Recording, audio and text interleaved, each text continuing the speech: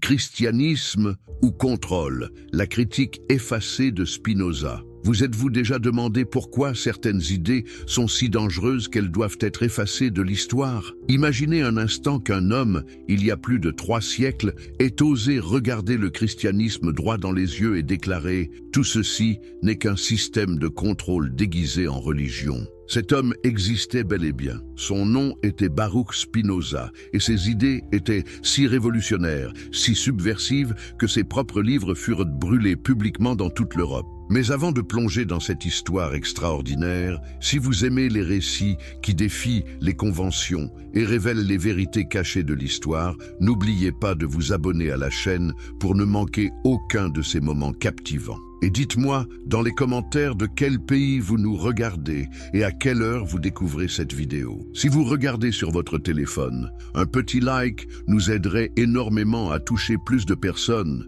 avec ces histoires fascinantes. Alors, êtes-vous prêt à découvrir pourquoi la critique la plus radicale du christianisme a été volontairement effacée de nos manuels d'histoire? Pourquoi un philosophe du XVIIe siècle reste-t-il plus dangereux aujourd'hui que la plupart des révolutionnaires modernes? Et surtout, qu'avait-il découvert de si terrifiant sur la nature réelle du pouvoir religieux? Le philosophe maudit. L'excommunication qui changea l'histoire. Amsterdam, 27 juillet 1656. Pouvez-vous imaginer le silence pesant qui régnait dans la synagogue portugaise lorsque le rabbin Saul Levi Morteira se leva pour prononcer l'une des excommunications les plus terribles de l'histoire juive? Face à lui, un jeune homme de 23 ans, Baruch Spinoza, fils d'une famille de marchands respectés, brillant étudiant des textes sacrés, promis à un avenir radieux au sein de la communauté séfarade d'Amsterdam. Mais que s'était-il passé? Qu'avait fait ce jeune homme pour mériter un tel châtiment? Le texte du Hérem, cette excommunication solennelle, résonne encore aujourd'hui comme un avertissement terrifiant. Par la sentence des anges et le jugement des saints, nous excommunions, chassons, maudissons et exécrons Baruch de Spinoza. Qu'il soit maudit le jour et maudit la nuit, maudit quand il se couche et maudit quand il se lève, maudit quand il sort et maudit quand il entre. N'est-ce pas fascinant de constater que cette communauté, elle-même persécutée et exilée, reproduisait les mêmes mécanismes d'exclusion qu'elle avait subis? Les ancêtres de Spinoza avaient fui l'Inquisition espagnole, échappé au bûcher, survécu aux conversions forcées, pour finalement arriver dans cet Amsterdam tolérant. Et voilà que leurs descendants reproduisaient le même système d'exclusion et de terreur spirituelle. Mais qu'avait donc dit Spinoza de si scandaleux? Les archives de l'époque restent discrètes, mais les témoignages convergent. Le jeune homme remettait en question l'immortalité de l'âme, l'origine divine de la Torah, et surtout, il osait appliquer sa raison critique aux textes sacrés. Pour ses juges, c'était comme si quelqu'un avait entrepris de démolir pierre par pierre l'édifice sacré qui donnait sens à leur existence d'exilés. L'ironie de l'histoire veut que cette excommunication, censée détruire Spinoza, lui donna en réalité une liberté absolue. N'ayant plus rien à perdre, plus aucune communauté à ménager, plus aucune tradition à respecter, il pouvait désormais tourner son regard critique vers toutes les religions, vers tous les systèmes de croyances, vers toutes les formes de pouvoir spirituel. L'excommunication avait créé le plus dangereux des philosophes, celui qui n'avait plus rien à perdre. Comment expliquer qu'un jeune marchand promis à une vie bourgeoise tranquille se soit transformé en penseur révolutionnaire? La réponse réside peut-être dans la nature même de l'Amsterdam du XVIIe siècle, cette ville extraordinaire qui était devenue le laboratoire de la modernité européenne.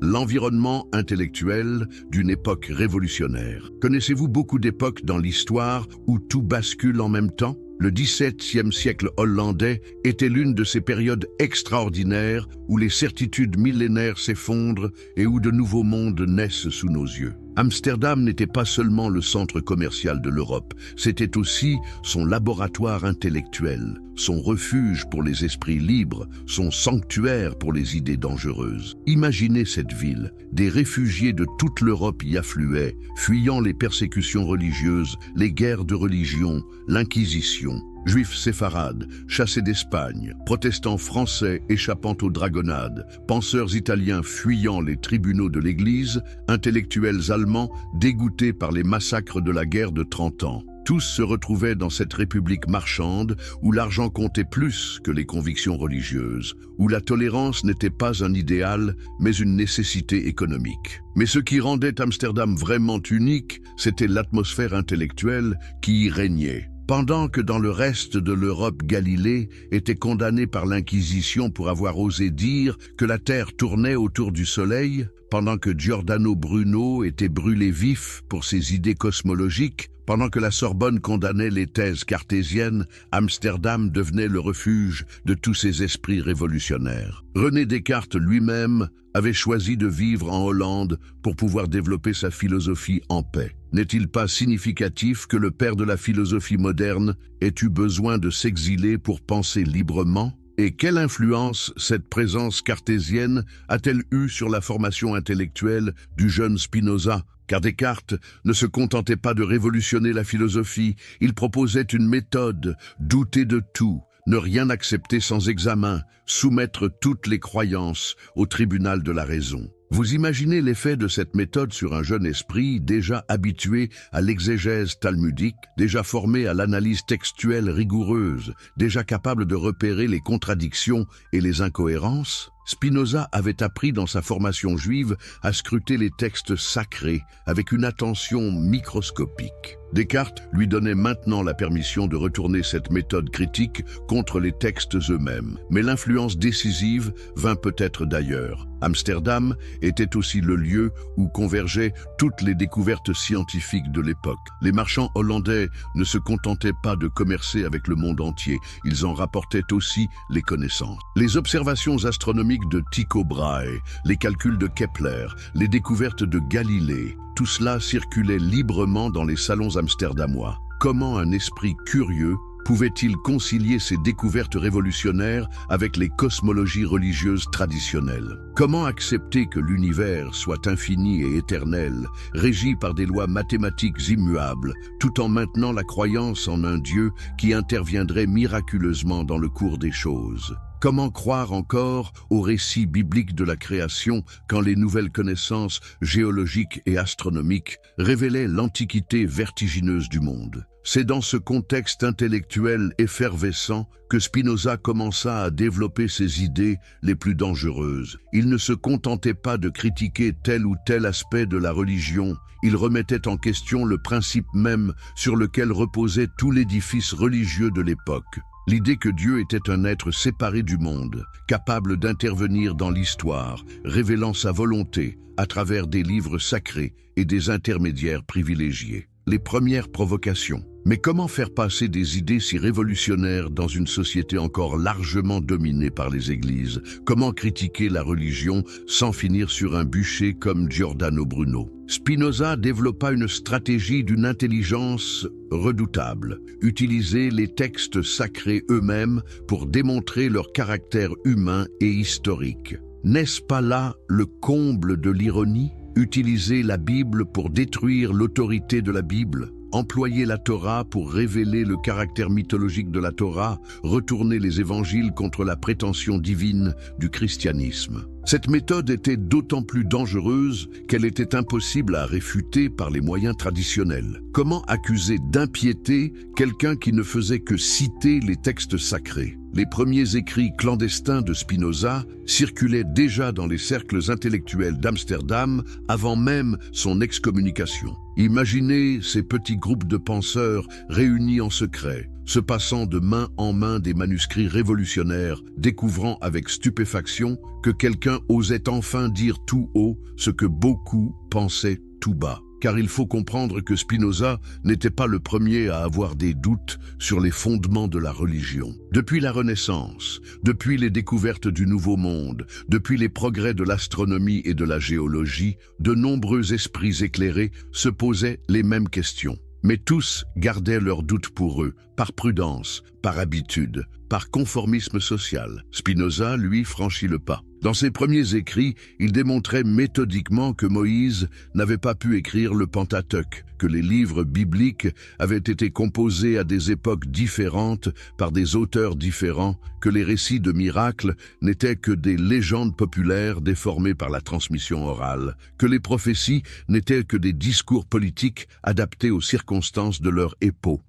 Mais le plus révolutionnaire, c'était sa méthode. Spinoza n'opposait pas foi et raison comme deux domaines séparés, il ne cherchait pas de compromis entre révélation et philosophie. Il appliquait simplement aux textes religieux les mêmes méthodes d'analyse critique qu'on appliquait déjà aux textes historiques ou littéraires. Pour lui, la Bible n'était qu'un livre parmi d'autres, remarquable certes, mais soumis aux mêmes lois de composition, de transmission et d'interprétation que tous les autres textes humains. Cette approche était révolutionnaire parce qu'elle supprimait d'un coup tout le système d'autorité sur lequel reposait la religion. Si la Bible n'était qu'un livre humain, si les prophètes n'étaient que des hommes de leur temps, si les miracles n'étaient que des légendes, alors sur quoi pouvait bien reposer l'autorité des églises? Sur quoi se fondait le pouvoir des prêtres? Quelle légitimité avaient encore les rois qui prétendaient tenir leur pouvoir de Dieu? Vous comprenez maintenant pourquoi les contemporains de Spinoza le considéraient comme plus dangereux que les athées déclarés? Un athée nie l'existence de Dieu, mais il laisse intact le système religieux pour ceux qui veulent y croire. Spinoza, lui, s'attaquait au fondement même de ce système. Il en démontrait le caractère artificiel et humain. Il révélait les mécanismes par lesquels quelques hommes avaient réussi à s'imposer comme intermédiaires obligés entre l'humanité et le divin. Démontage méthodique du système.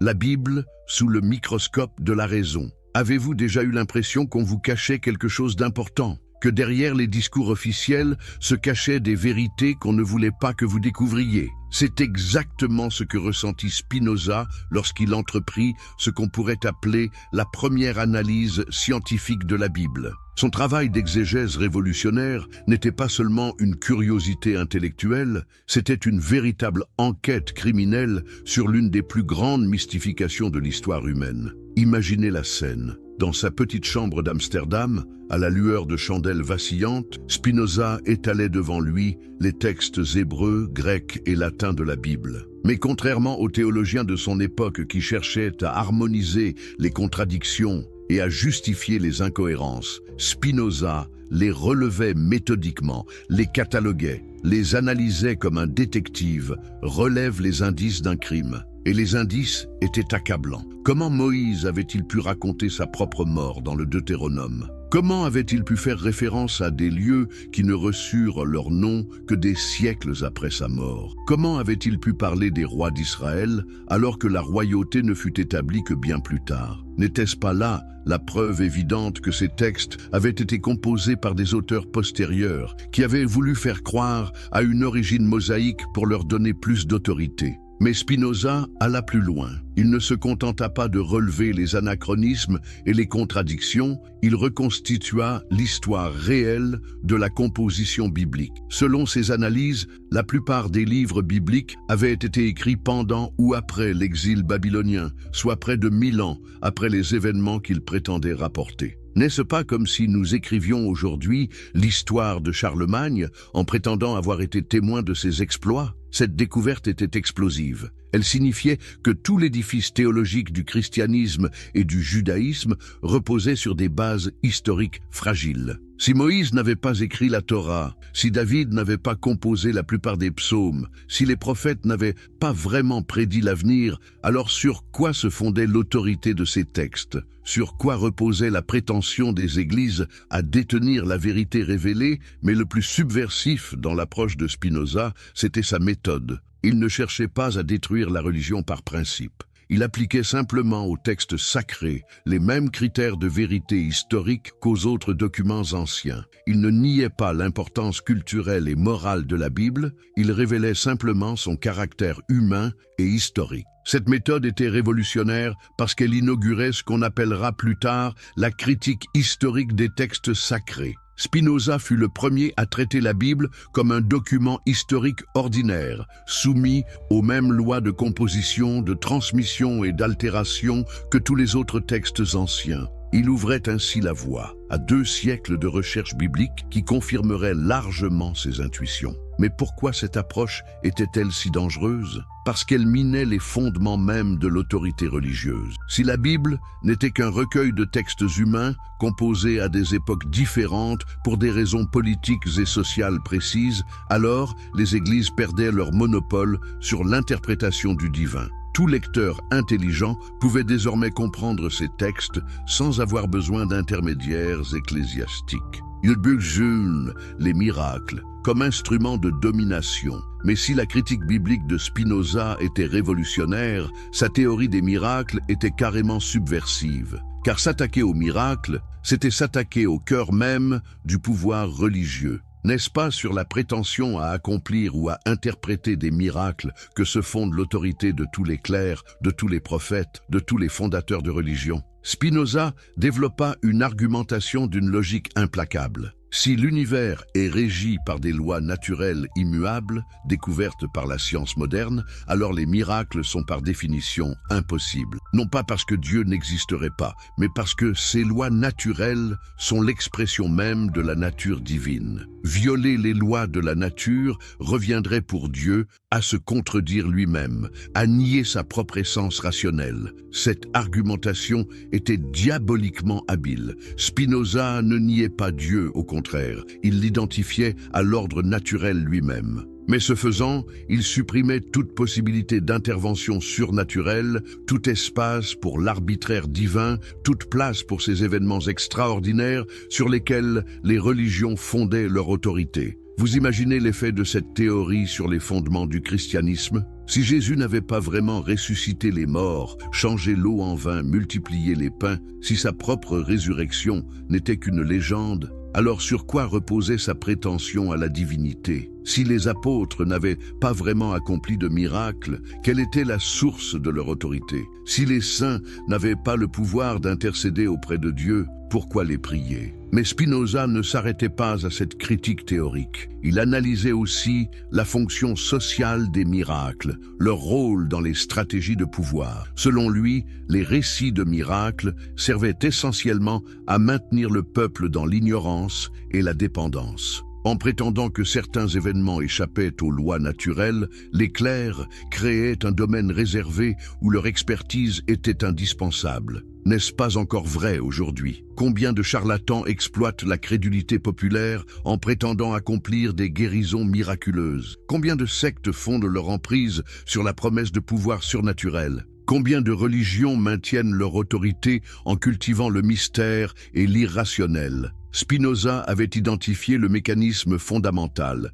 Les miracles ne sont pas des preuves de la vérité religieuse, ils sont des instruments de domination. Ils créent une classe de spécialistes du surnaturel qui peuvent ensuite dicter leurs conditions au reste de la société. Ils entretiennent la superstition et l'ignorance, qui sont les meilleurs alliés de tous les pouvoirs autoritaires. Cette analyse était d'autant plus dangereuse qu'elle s'appuyait sur les découvertes scientifiques de l'époque. Galilée avait montré que les astres obéissaient aux mêmes lois physiques que les objets terrestres. Newton allait bientôt démontrer que tout l'univers fonctionnait selon des principes mathématiques rigoureux. Dans ce contexte, les récits miraculeux apparaissaient comme des survivances d'un âge primitif de l'humanité, incompatibles avec les nouvelles connaissances scientifiques. Prophètes et prêtres. Les premiers manipulateurs, mais la critique la plus radicale de Spinoza concernait peut-être les prophètes eux-mêmes, ces figures centrales de toutes les religions monothéistes. Car s'attaquer aux prophètes,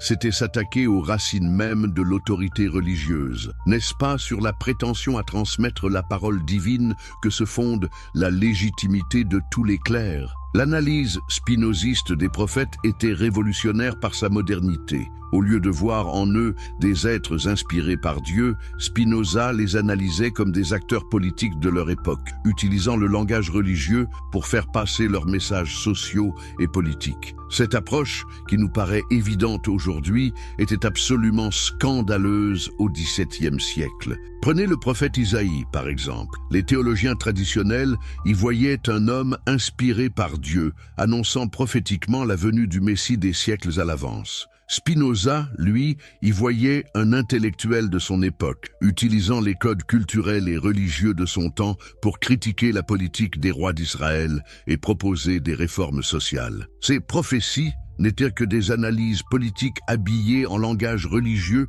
pour leur donner plus d'autorité. Cette interprétation était subversive parce qu'elle révélait le caractère profondément humain et temporel des textes prophétiques. Si les prophètes n'étaient que des hommes de leur temps, s'adressant aux problèmes de leur époque dans le langage de leur culture, alors leurs écrits n'avaient pas plus d'autorité divine que n'importe quel autre texte politique ou moral. Mais Spinoza alla plus loin. Il analysa aussi les mécanismes par lesquels ces anciens leaders politiques et moraux avaient été transformés en figures religieuses intouchables. Comment des réformateurs sociaux étaient-ils devenus des prophètes divins? Comment leurs programmes politiques étaient-ils devenus des révélations éternelles? La réponse de Spinoza était cynique mais éclairante. C'était l'œuvre des prêtres postérieurs qui avaient trouvé dans ces textes anciens un moyen de légitimer leur propre pouvoir. En sacralisant les écrits prophétiques, en les présentant comme des révélations divines intemporelles,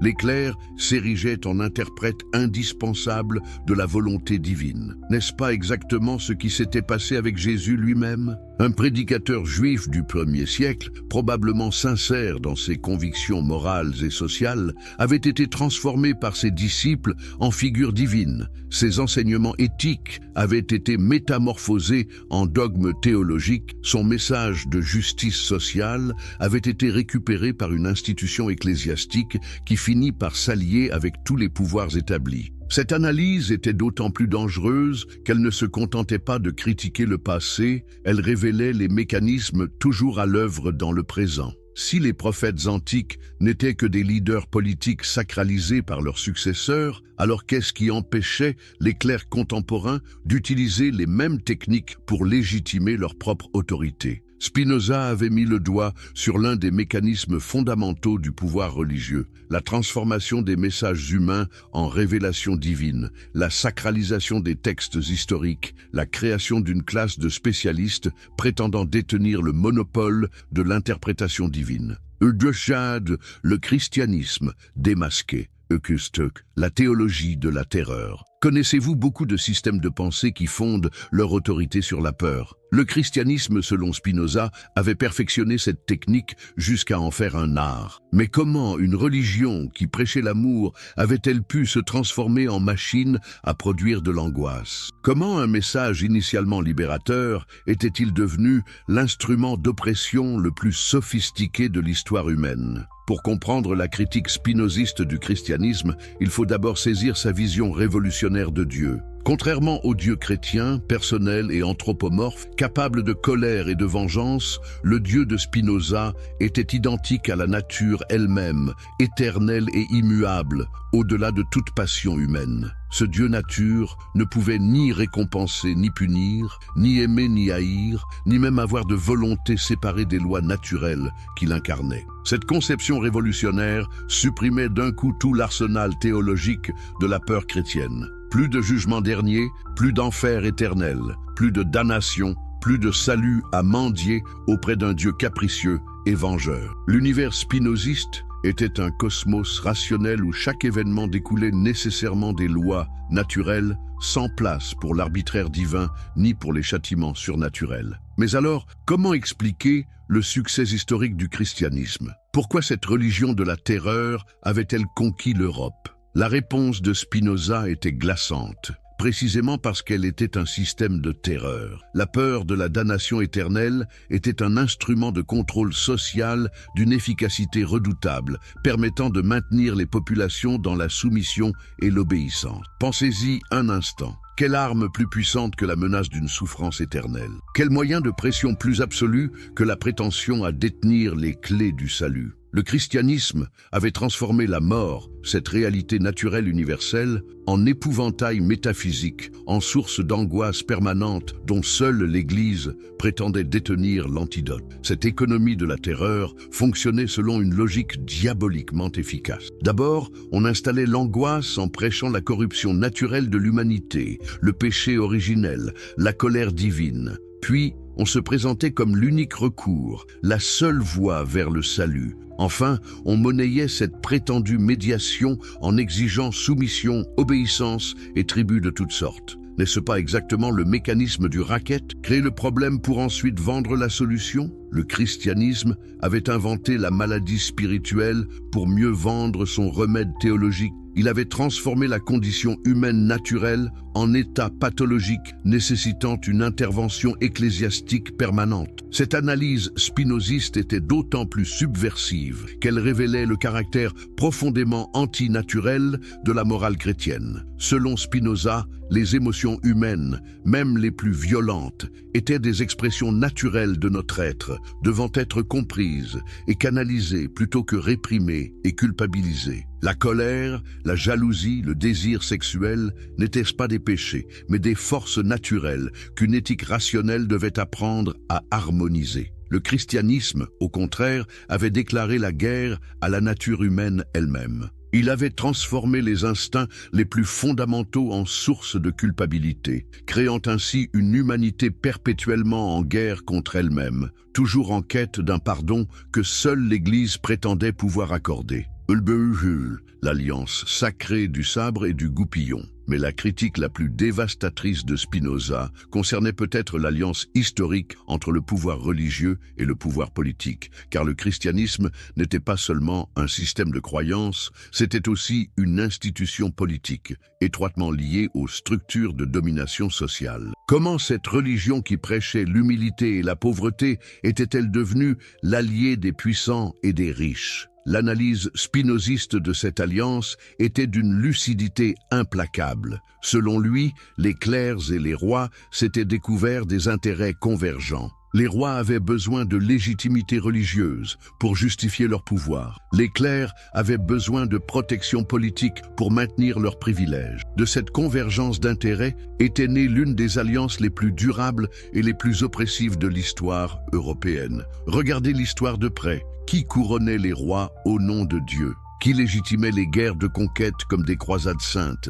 Qui bénissait les armes des oppresseurs et prêchait la résignation aux opprimés? L'Église chrétienne avait transformé Jésus, ce prédicateur probablement révolutionnaire, en garant de l'ordre établi, en protecteur des hiérarchies sociales, en défenseur des inégalités. Cette trahison du message originel était pour Spinoza l'une des plus grandes mystifications de l'histoire. Comment les enseignements d'un homme qui avait chassé les marchands du temple et prêché le partage des richesses avaient-ils pu servir à justifier l'accumulation de richesses colossales par l'Église? Comment les paroles de celui qui avait dit « les derniers seront les premiers » avaient-elles pu légitimer les hiérarchies les plus rigides? La réponse était dans la nature même du système théologique chrétien. En reportant la récompense dans l'au-delà, en transformant la justice sociale en espérance céleste, le christianisme avait vidé de leur contenu révolutionnaire les enseignements de son fondateur. Heureux les pauvres,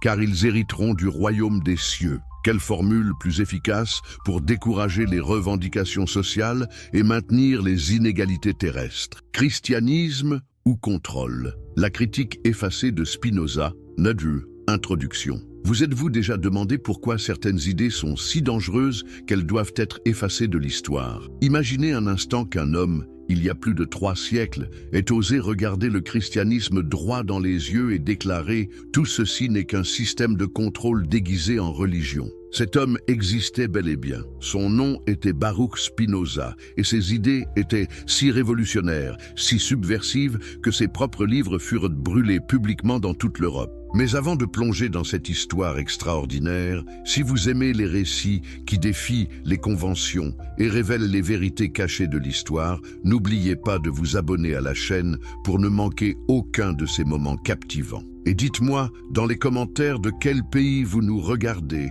et à quelle heure vous découvrez cette vidéo. Si vous regardez sur votre téléphone, un petit like nous aiderait énormément à toucher plus de personnes avec ses histoires fascinantes. Alors, êtes-vous prêt à découvrir pourquoi la critique la plus radicale du christianisme a été volontairement effacée de nos manuels d'histoire? Pourquoi un philosophe du XVIIe siècle reste-t-il plus dangereux aujourd'hui que la plupart des révolutionnaires modernes? Et surtout, qu'avait-il découvert de si terrifiant sur la nature réelle du pouvoir religieux? Le philosophe maudit. L'excommunication qui changea l'histoire Amsterdam, 27 juillet 1656. Pouvez-vous imaginer le silence pesant qui régnait dans la synagogue portugaise lorsque le rabbin Saul Levi Morteira se leva pour prononcer l'une des excommunications les plus terribles de l'histoire juive? Face à lui, un jeune homme de 23 ans, Baruch Spinoza, fils d'une famille de marchands respectés, brillant étudiant des textes sacrés,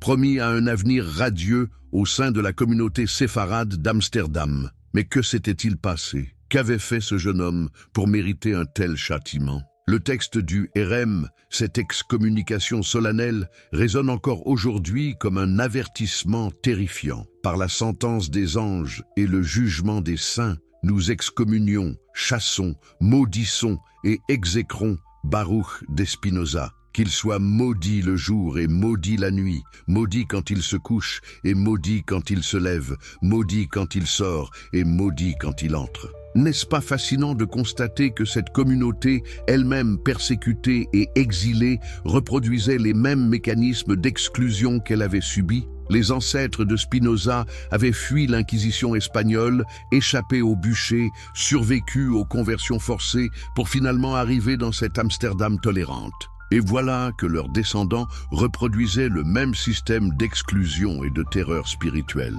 Mais qu'avait donc dit Spinoza de si scandaleux? Les archives de l'époque restent discrètes, mais les témoignages convergent. Le jeune homme remettait en question l'immortalité de l'âme, l'origine divine de la Torah, et surtout, il osait appliquer sa raison critique aux textes sacrés. Pour ses juges, c'était comme si quelqu'un avait entrepris de démolir pierre par pierre l'édifice sacré qui donnait sens à leur existence d'exilés. L'ironie de l'histoire veut que cette excommunication, censée détruire Spinoza, lui donna en réalité une liberté absolue. N'ayant plus rien à perdre, plus aucune communauté à ménager, plus aucune tradition à respecter, il pouvait désormais tourner son regard critique vers toutes les religions, vers tous les systèmes de croyances, vers toutes les formes de pouvoir spirituel. L'excommunication avait créé le plus dangereux des philosophes, celui qui n'avait plus rien à perdre. Comment expliquer qu'un jeune marchand promis à une vie bourgeoise tranquille se soit transformé en penseur révolutionnaire? La réponse réside peut-être dans la nature même de l'Amsterdam du XVIIe siècle, cette ville extraordinaire qui était devenue le laboratoire de la modernité européenne. L'environnement intellectuel d'une époque révolutionnaire. Connaissez-vous beaucoup d'époques dans l'histoire où tout bascule en même temps? Le XVIIe siècle hollandais était l'une de ces périodes extraordinaires où les certitudes millénaires s'effondrent et où de nouveaux mondes naissent sous nos yeux. Amsterdam n'était pas seulement le centre commercial de l'Europe, c'était aussi son laboratoire intellectuel, son refuge pour les esprits libres, son sanctuaire pour les idées dangereuses. Imaginez cette ville, des réfugiés de toute l'Europe y affluaient, fuyant les persécutions religieuses, les guerres de religion, l'Inquisition. Juifs séfarades, chassés d'Espagne, protestants français échappant aux dragonnades, penseurs italiens fuyant les tribunaux de l'Église, intellectuels allemands dégoûtés par les massacres de la guerre de 30 ans. Tous se retrouvaient dans cette république marchande où l'argent comptait plus que les convictions religieuses, où la tolérance n'était pas un idéal, mais une nécessité économique. Mais ce qui rendait Amsterdam vraiment unique, c'était l'atmosphère intellectuelle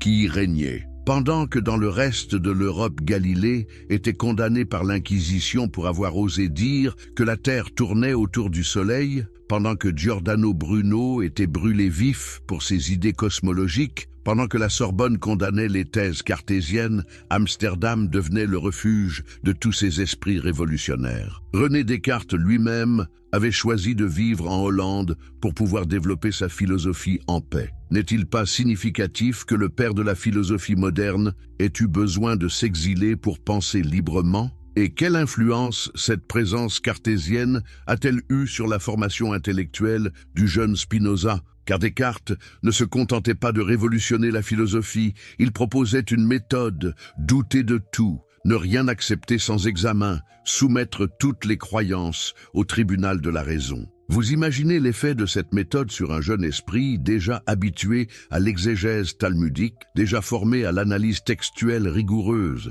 déjà capable de repérer les contradictions et les incohérences? Spinoza avait appris dans sa formation juive à scruter les textes sacrés avec une attention microscopique. Descartes lui donnait maintenant la permission de retourner cette méthode critique contre les textes eux-mêmes. Mais l'influence décisive vint peut-être d'ailleurs. Amsterdam était aussi le lieu où convergeaient toutes les découvertes scientifiques de l'époque. Les marchands hollandais ne se contentaient pas de commercer avec le monde entier, ils en rapportaient aussi les connaissances. Les observations astronomiques de Tycho Brahe, les calculs de Kepler, les découvertes de Galilée, tout cela circulait librement dans les salons amsterdamois. Comment un esprit curieux pouvait-il concilier ces découvertes révolutionnaires avec les cosmologies religieuses traditionnelles? Comment accepter que l'univers soit infini et éternel, régi par des lois mathématiques immuables, tout en maintenant la croyance en un Dieu qui interviendrait miraculeusement dans le cours des choses?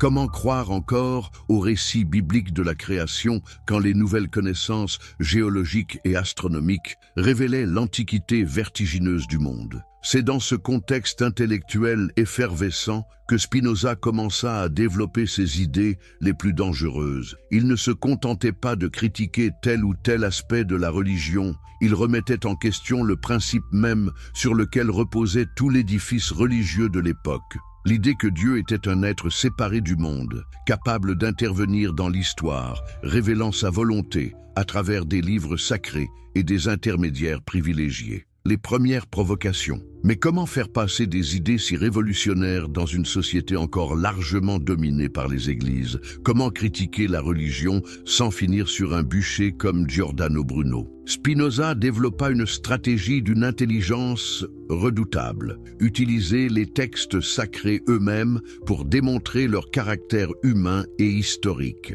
N'est-ce pas là le comble de l'ironie? Utiliser la Bible pour détruire l'autorité de la Bible, employer la Torah pour révéler le caractère mythologique de la Torah, retourner les évangiles contre la prétention divine du christianisme. Cette méthode était d'autant plus dangereuse qu'elle était impossible à réfuter par les moyens traditionnels. Comment accuser d'impiété quelqu'un qui ne faisait que citer les textes sacrés? Les premiers écrits clandestins de Spinoza circulaient déjà dans les cercles intellectuels d'Amsterdam avant même son excommunication. Imaginez ces petits groupes de penseurs réunis en secret, se passant de main en main des manuscrits révolutionnaires, découvrant avec stupéfaction que quelqu'un osait enfin dire tout haut ce que beaucoup pensaient tout bas. Car il faut comprendre que Spinoza n'était pas le premier à avoir des doutes sur les fondements de la religion. Depuis la Renaissance, depuis les découvertes du Nouveau Monde, depuis les progrès de l'astronomie et de la géologie, de nombreux esprits éclairés se posaient les mêmes questions. Mais tous gardaient leurs doutes pour eux, par prudence, par habitude, par conformisme social. Spinoza, lui, franchit le pas. Dans ses premiers écrits, il démontrait méthodiquement que Moïse n'avait pas pu écrire le Pentateuque, que les livres bibliques avaient été composés à des époques différentes par des auteurs différents, que les récits de miracles n'étaient que des légendes populaires déformées par la transmission orale, que les prophéties n'étaient que des discours politiques adaptés aux circonstances de leur époque.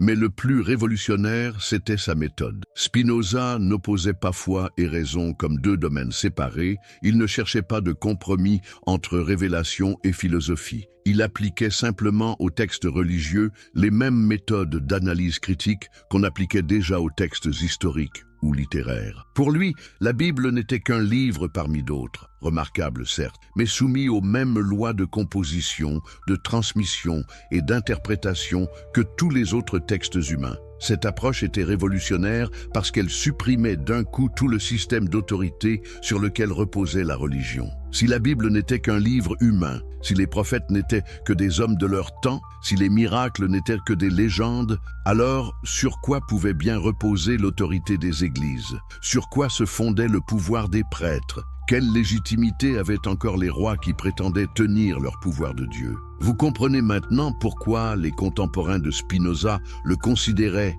comme plus dangereux que les athées déclarés? Un athée nie l'existence de Dieu, mais il laisse intact le système religieux pour ceux qui veulent y croire. Spinoza, lui, s'attaquait au fondement même de ce système. Il en démontrait le caractère artificiel et humain. Il révélait les mécanismes par lesquels quelques hommes avaient réussi à s'imposer comme intermédiaires obligés entre l'humanité et le divin.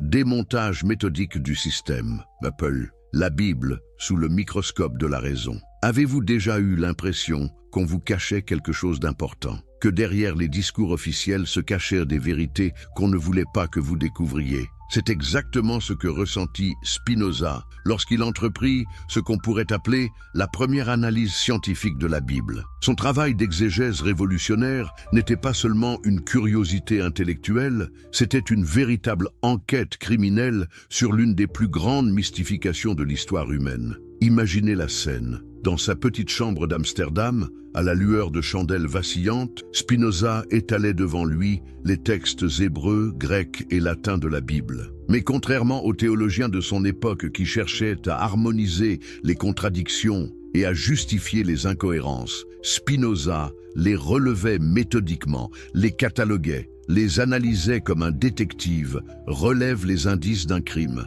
Et les indices étaient accablants. Comment Moïse avait-il pu raconter sa propre mort dans le Deutéronome? Comment avait-il pu faire référence à des lieux qui ne reçurent leur nom que des siècles après sa mort? Comment avait-il pu parler des rois d'Israël alors que la royauté ne fut établie que bien plus tard? N'était-ce pas là la preuve évidente que ces textes avaient été composés par des auteurs postérieurs qui avaient voulu faire croire à une origine mosaïque pour leur donner plus d'autorité? Mais Spinoza alla plus loin. Il ne se contenta pas de relever les anachronismes et les contradictions, il reconstitua l'histoire réelle de la composition biblique. Selon ses analyses, la plupart des livres bibliques avaient été écrits pendant ou après l'exil babylonien, soit près de 1000 ans après les événements qu'il prétendait rapporter. N'est-ce pas comme si nous écrivions aujourd'hui l'histoire de Charlemagne en prétendant avoir été témoin de ses exploits? Cette découverte était explosive. Elle signifiait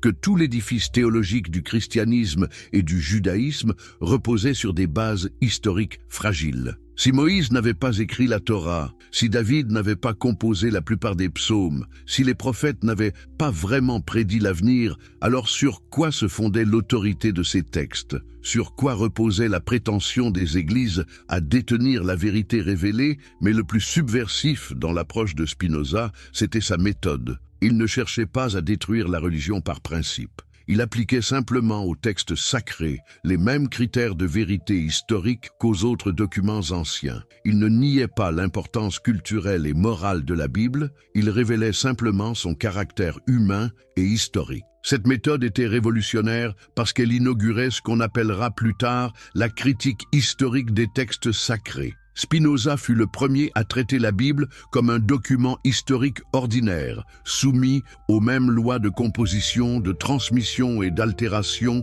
que tous les autres textes anciens. Il ouvrait ainsi la voie à 2 siècles de recherche biblique qui confirmeraient largement ses intuitions. Mais pourquoi cette approche était-elle si dangereuse? Parce qu'elle minait les fondements même de l'autorité religieuse. Si la Bible n'était qu'un recueil de textes humains, composés à des époques différentes pour des raisons politiques et sociales précises, alors les églises perdaient leur monopole sur l'interprétation du divin. Tout lecteur intelligent pouvait désormais comprendre ces textes sans avoir besoin d'intermédiaires ecclésiastiques. Les miracles, comme instrument de domination. Mais si la critique biblique de Spinoza était révolutionnaire, sa théorie des miracles était carrément subversive. Car s'attaquer aux miracles, c'était s'attaquer au cœur même du pouvoir religieux. N'est-ce pas sur la prétention à accomplir ou à interpréter des miracles que se fonde l'autorité de tous les clercs, de tous les prophètes, de tous les fondateurs de religion? Spinoza développa une argumentation d'une logique implacable. Si l'univers est régi par des lois naturelles immuables, découvertes par la science moderne, alors les miracles sont par définition impossibles. Non pas parce que Dieu n'existerait pas, mais parce que ces lois naturelles sont l'expression même de la nature divine. Violer les lois de la nature reviendrait pour Dieu à se contredire lui-même, à nier sa propre essence rationnelle. Cette argumentation était diaboliquement habile. Spinoza ne niait pas Dieu, au contraire, il l'identifiait à l'ordre naturel lui-même. Mais ce faisant, il supprimait toute possibilité d'intervention surnaturelle, tout espace pour l'arbitraire divin, toute place pour ces événements extraordinaires sur lesquels les religions fondaient leur autorité. Vous imaginez l'effet de cette théorie sur les fondements du christianisme? Si Jésus n'avait pas vraiment ressuscité les morts, changé l'eau en vin, multiplié les pains, si sa propre résurrection n'était qu'une légende, alors sur quoi reposait sa prétention à la divinité? Si les apôtres n'avaient pas vraiment accompli de miracles, quelle était la source de leur autorité? Si les saints n'avaient pas le pouvoir d'intercéder auprès de Dieu, pourquoi les prier? Mais Spinoza ne s'arrêtait pas à cette critique théorique. Il analysait aussi la fonction sociale des miracles, leur rôle dans les stratégies de pouvoir. Selon lui, les récits de miracles servaient essentiellement à maintenir le peuple dans l'ignorance et la dépendance. En prétendant que certains événements échappaient aux lois naturelles, les clercs créaient un domaine réservé où leur expertise était indispensable. N'est-ce pas encore vrai aujourd'hui? Combien de charlatans exploitent la crédulité populaire en prétendant accomplir des guérisons miraculeuses? Combien de sectes fondent leur emprise sur la promesse de pouvoir surnaturel? Combien de religions maintiennent leur autorité en cultivant le mystère et l'irrationnel? Spinoza avait identifié le mécanisme fondamental. Les miracles ne sont pas des preuves de la vérité religieuse, ils sont des instruments de domination. Ils créent une classe de spécialistes du surnaturel qui peuvent ensuite dicter leurs conditions au reste de la société. Ils entretiennent la superstition et l'ignorance, qui sont les meilleurs alliés de tous les pouvoirs autoritaires. Cette analyse était d'autant plus dangereuse qu'elle s'appuyait sur les découvertes scientifiques de l'époque. Galilée avait montré que les astres obéissaient aux mêmes lois physiques que les objets terrestres. Newton allait bientôt démontrer que tout l'univers fonctionnait selon des principes mathématiques rigoureux. Dans ce contexte, les récits miraculeux apparaissaient comme des survivances d'un âge primitif de l'humanité, incompatibles avec les nouvelles connaissances scientifiques. Prophètes et prêtres. Les premiers manipulateurs, mais la critique la plus radicale de Spinoza concernait peut-être les prophètes eux-mêmes, ces figures centrales de toutes les religions monothéistes. Car s'attaquer aux prophètes, c'était s'attaquer aux racines mêmes de l'autorité religieuse. N'est-ce pas sur la prétention à transmettre la parole divine que se fonde la légitimité de tous les clercs? L'analyse spinoziste des prophètes était révolutionnaire par sa modernité. Au lieu de voir en eux des êtres inspirés par Dieu, Spinoza les analysait comme des acteurs politiques de leur époque, utilisant le langage religieux pour faire passer leurs messages sociaux et politiques. Cette approche, qui nous paraît évidente aujourd'hui, était absolument scandaleuse au XVIIe siècle. Prenez le prophète Isaïe, par exemple. Les théologiens traditionnels y voyaient un homme inspiré par Dieu, annonçant prophétiquement la venue du Messie des siècles à l'avance. Spinoza, lui, y voyait un intellectuel de son époque, utilisant les codes culturels et religieux de son temps pour critiquer la politique des rois d'Israël et proposer des réformes sociales. Ces prophéties n'étaient que des analyses politiques habillées en langage religieux pour leur donner plus d'autorité. Cette interprétation était subversive parce qu'elle révélait le caractère profondément humain et temporel des textes prophétiques. Si les prophètes n'étaient que des hommes de leur temps, s'adressant aux problèmes de leur époque dans le langage de leur culture, alors leurs écrits n'avaient pas plus d'autorité divine que n'importe quel autre texte politique ou moral. Mais Spinoza alla plus loin. Il analysa aussi les mécanismes par lesquels ces anciens leaders politiques et moraux avaient été transformés en figures religieuses intouchables. Comment des réformateurs sociaux étaient-ils devenus des prophètes divins ? Comment leurs programmes politiques étaient-ils devenus des révélations éternelles? La réponse de Spinoza était cynique, mais éclairante. C'était l'œuvre des prêtres postérieurs, qui avaient trouvé dans ces textes anciens un moyen de légitimer leur propre pouvoir. En sacralisant les écrits prophétiques, en les présentant comme des révélations divines intemporelles, les clercs s'érigeaient en interprètes indispensables de la volonté divine. N'est-ce pas exactement ce qui s'était passé avec Jésus lui-même? Un prédicateur juif du 1er siècle, probablement sincère dans ses convictions morales et sociales, avait été transformé par ses disciples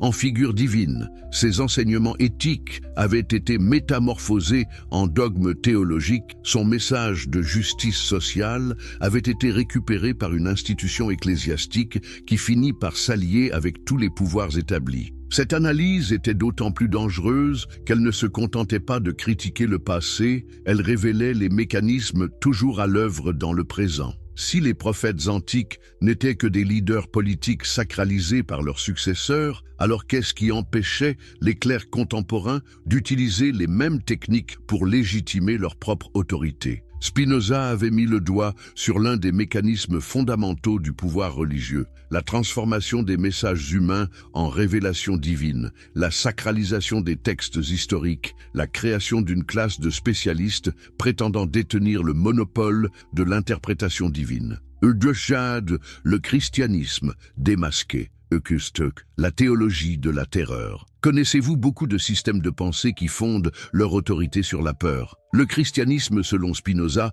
avait perfectionné cette technique jusqu'à en faire un art. Mais comment une religion qui prêchait l'amour avait-elle pu se transformer en machine à produire de l'angoisse? Comment un message initialement libérateur était-il devenu l'instrument d'oppression le plus sophistiqué de l'histoire humaine? Pour comprendre la critique spinoziste du christianisme, il faut d'abord saisir sa vision révolutionnaire de Dieu. Contrairement au Dieu chrétien, personnel et anthropomorphe, capable de colère et de vengeance, le Dieu de Spinoza était identique à la nature elle-même, éternelle et immuable, au-delà de toute passion humaine. Ce Dieu nature ne pouvait ni récompenser ni punir, ni aimer ni haïr, ni même avoir de volonté séparée des lois naturelles qu'il incarnait. Cette conception révolutionnaire supprimait d'un coup tout l'arsenal théologique de la peur chrétienne. Plus de jugement dernier, plus d'enfer éternel, plus de damnation, plus de salut à mendier auprès d'un Dieu capricieux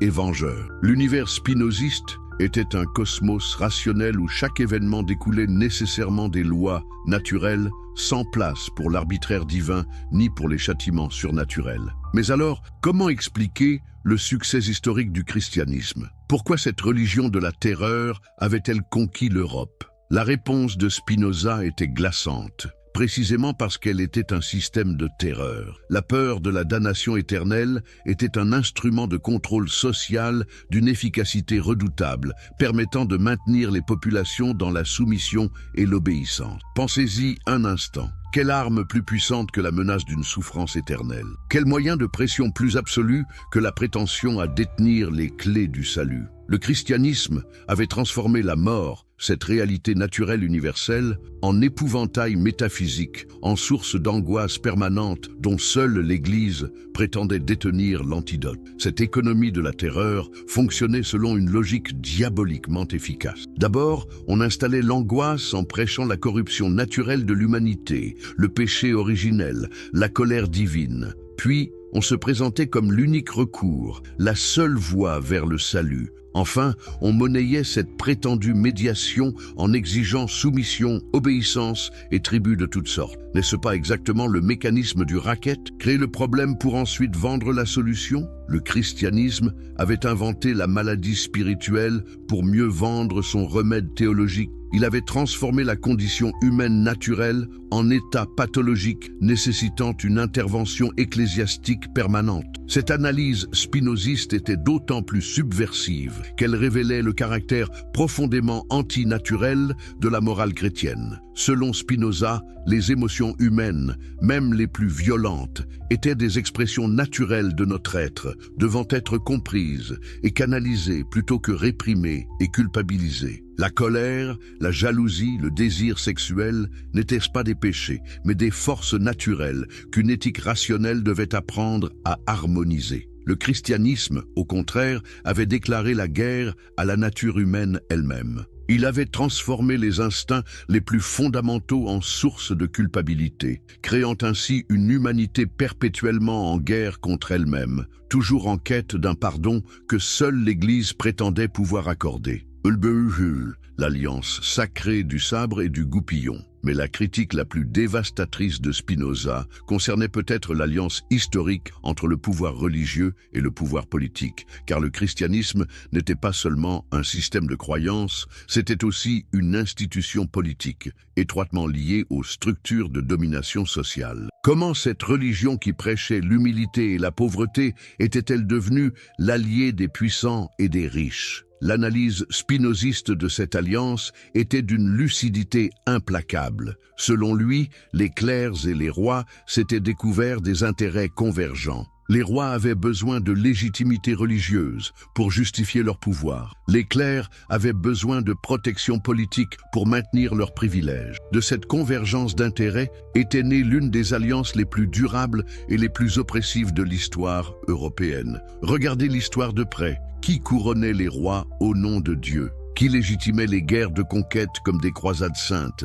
Qui bénissait les armes des oppresseurs et prêchait la résignation aux opprimés? L'Église chrétienne avait transformé Jésus, ce prédicateur probablement révolutionnaire, en garant de l'ordre établi, en protecteur des hiérarchies sociales, en défenseur des inégalités. Cette trahison du message originel était pour Spinoza l'une des plus grandes mystifications de l'histoire. Comment les enseignements d'un homme qui avait chassé les marchands du temple et prêché le partage des richesses avaient-ils pu servir à justifier l'accumulation de richesses colossales par l'Église? Comment les paroles de celui qui avait dit « les derniers seront les premiers » avaient-elles pu légitimer les hiérarchies les plus rigides? La réponse était dans la nature même du système théologique chrétien. En reportant la récompense dans l'au-delà, en transformant la justice sociale en espérance céleste, le christianisme avait vidé de leur contenu révolutionnaire les enseignements de son fondateur. Heureux les pauvres,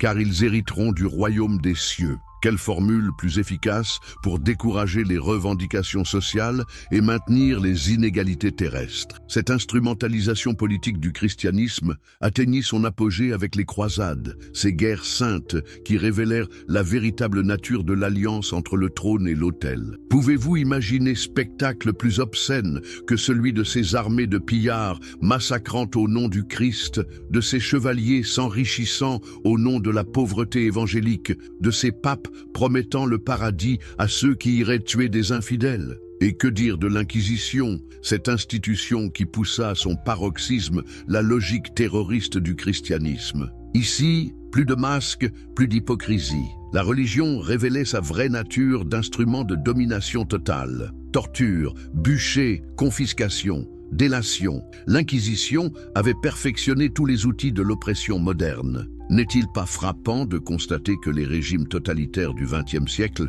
n'ont fait que reprendre les méthodes inventées par l'Église médiévale? Spinoza avait saisi que l'Inquisition n'était pas un accident de l'histoire chrétienne, mais l'aboutissement logique de ses principes fondamentaux. Une religion qui prétend détenir la vérité absolue, qui divise l'humanité entre élus et damnés, qui considère l'erreur comme un péché méritant châtiment éternel, cette religion porte en elle les germes de tous les fanatismes. Mais l'alliance du sabre et du goupillon ne se limitait pas aux épisodes spectaculaires des croisades ou de l'Inquisition. Elle imprégnait toute la vie sociale européenne. Qui tenait les registres d'état civil? Qui contrôlait l'éducation? Qui légiférait sur la morale? Qui définissait les normes familiales? L'Église s'était arrogé un pouvoir de contrôle social total, de la naissance à la mort, du baptême au dernier sacrement. Cette omniprésence cléricale avait créé ce que Spinoza appelait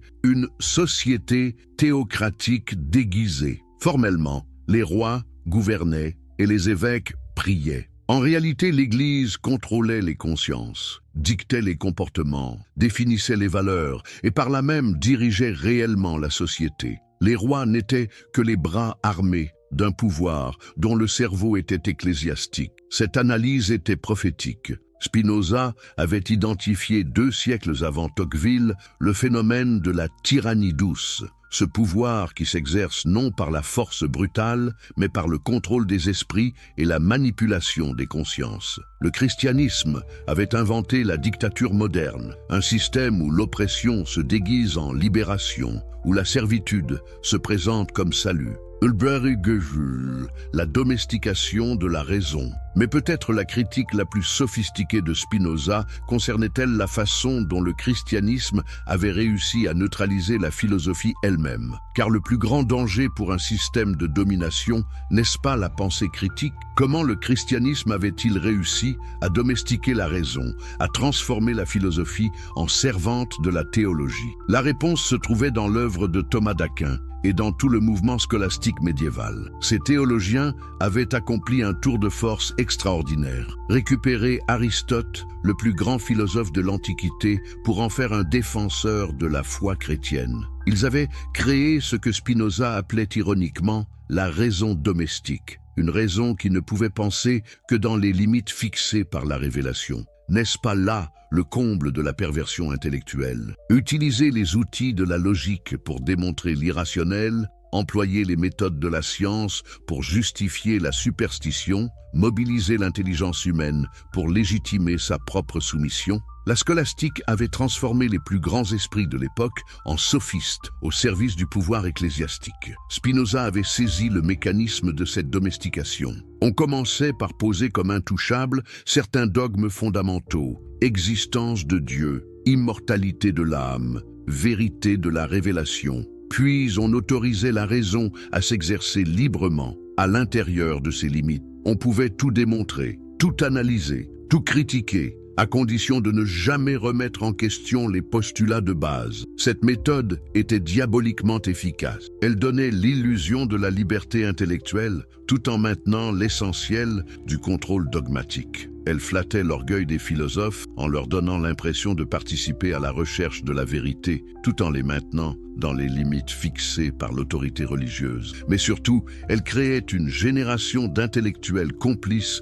de leur propre aliénation. Ces philosophes scolastiques n'étaient pas des victimes passives de l'oppression cléricale. Ils en étaient les artisans actifs. Ils avaient mis leur intelligence au service de l'obscurantisme, leur érudition au service de l'ignorance, leur prestige au service de la superstition. Spinoza voyait dans cette trahison de la philosophie l'une des plus grandes catastrophes intellectuelles de l'histoire occidentale. La philosophie antique, celle de Démocrite, d'Épicure, des stoïciens, était une discipline de libération, un outil d'émancipation intellectuelle et morale. La scolastique médiévale en avait fait un instrument d'asservissement, une technique de légitimation du pouvoir établi. Cette critique était d'autant plus pertinente qu'elle touchait à l'un des problèmes centraux de la modernité naissante. Comment concilier foi et raison? Les scolastiques prétendaient avoir résolu cette question en subordonnant la raison à la foi. Spinoza proposait la solution inverse: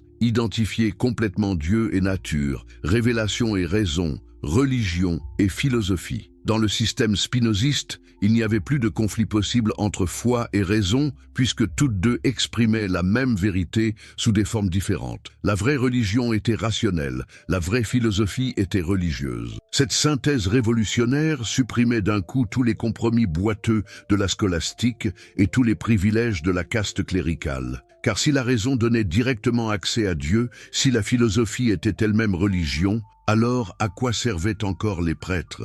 À quoi bon les révélations particulières quand la révélation universelle était accessible à tout esprit cultivé? À quoi bon les églises quand le temple de la vraie religion était la nature elle-même? Cette identification spinoziste de Dieu et de la nature, de la religion et de la philosophie était peut-être la critique la plus radicale qui ait jamais été formulée contre le christianisme institutionnel.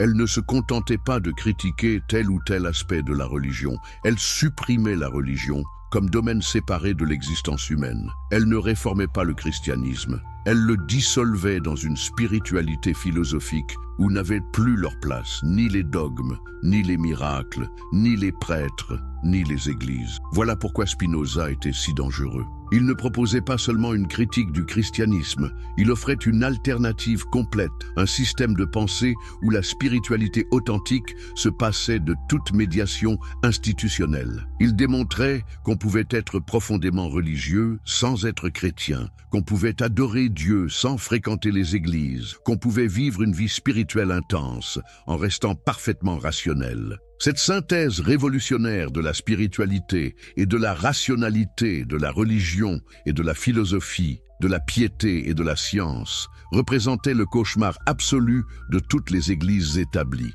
car elle révélait leur inutilité fondamentale, leur caractère parasitaire, leur fonction essentiellement oppressive. Elle montrait qu'entre l'âme humaine et Dieu, aucun intermédiaire n'était nécessaire, qu'entre la conscience et la vérité, aucune autorité n'était légitime. N'est-ce pas là, au fond, le message le plus subversif qui puisse être adressé à tout système de pouvoir? Vous n'avez pas besoin de nous, vous pouvez penser par vous-même, vous pouvez accéder directement à la vérité. Vous pouvez vivre une vie spirituelle authentique sans passer par nos institutions. Ce message était si révolutionnaire qu'il fallut attendre les Lumières pour qu'il commence à être entendu, et nous en mesurons encore aujourd'hui les implications.